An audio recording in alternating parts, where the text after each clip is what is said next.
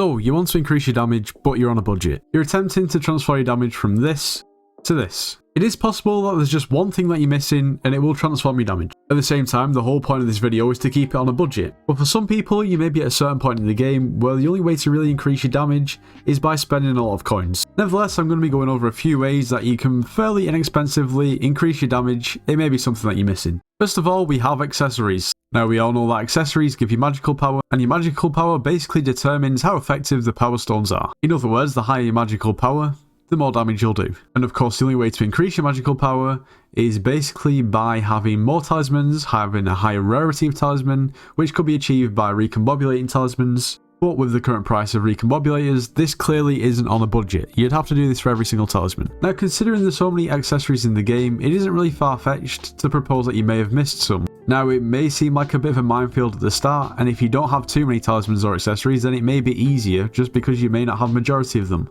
But even an extra common or uncommon accessory will increase your damage, so it's worth doing. If I'm being completely honest, the easiest way to check which accessories you need that you don't have is just to check Sky Crypt. So you can simply just click on accessories and then missing accessories, and it will tell you all the accessories that you're missing. Not only that, it will tell you all of the upgrades that you're missing. So of course, talismans have different rarities, some of them can be upgraded. There's no point having two of the same talisman but just different rarities, because basically only one of them will affect your magical power. Now, there's a good chance that a lot of these accessories are probably very expensive to obtain, but at the same time, sometimes there's new accessories or accessories that you just completely missed that will therefore increase your magical power. And like I said before, more magical power equals more damage. It's straightforward. Now, while we're on the topic of magical power, there's something else you have to consider, and that is power stones. Some of them inexpensive, some of them the complete opposite. Now, as we know, in order to actually obtain a power stone and then actually apply it to your accessory bag, you'll need basically 9 of the power stones to then combine.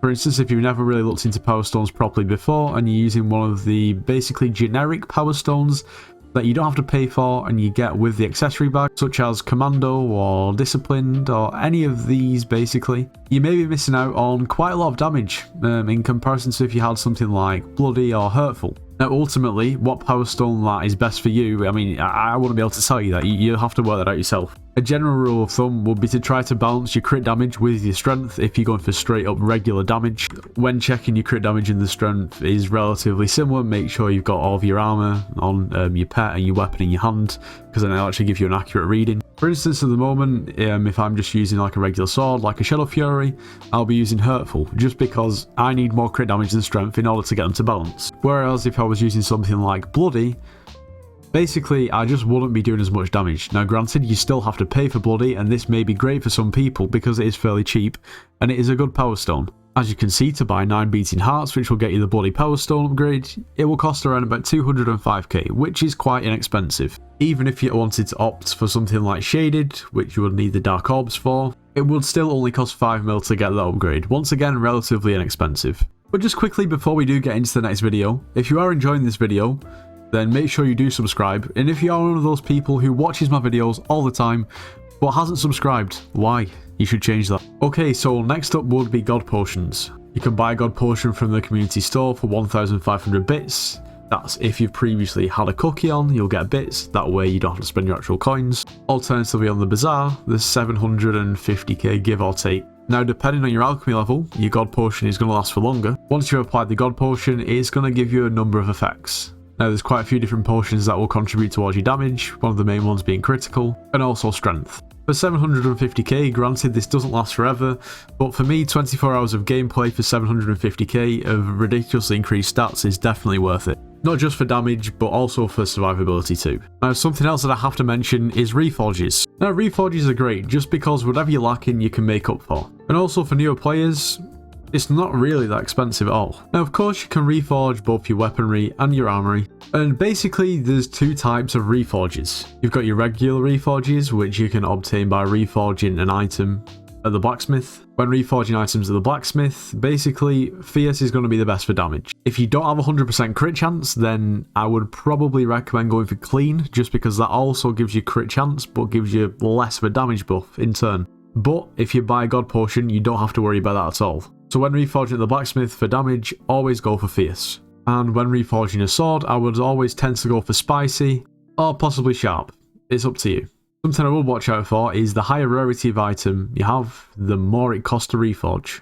For instance, epic is 2,500 and uncommon is 500. Now, other than reforging at the blacksmith, you've also got your high reforge stones. And in terms of damage, you always want to go for the precursor gear, which will give you the ancient reforge. As you can see here, when applied to a legendary piece of armor, you get plus 25 strength, plus 12 crit chance, and also plus 32 crit damage, which is considerably higher than anything that you could get from the blacksmith, i.e. fierce. Now, each reforged stone will set you back over 600k, and it will also cost additional coins when you actually apply it to the armor. So, in comparison to fierce from the blacksmith, it is relatively expensive. In the grand scheme, it's still fairly cheap, and you get much more basically benefit out of it. In terms of high reforged stones for your weapon, I'd go for one of two. So the first one that you could possibly go for is Wither Blood, which will give you the Withered Reforge. When applied to a legendary weapon, this gives you plus 167 strength. If you are on a lower budget, Fabled is still a good option. A legendary rarity gives you plus 60 strength and plus 40% crit damage. One thing you do have to bear in mind when looking at these high reforged stones, or well, for the Fabled low reforged stones,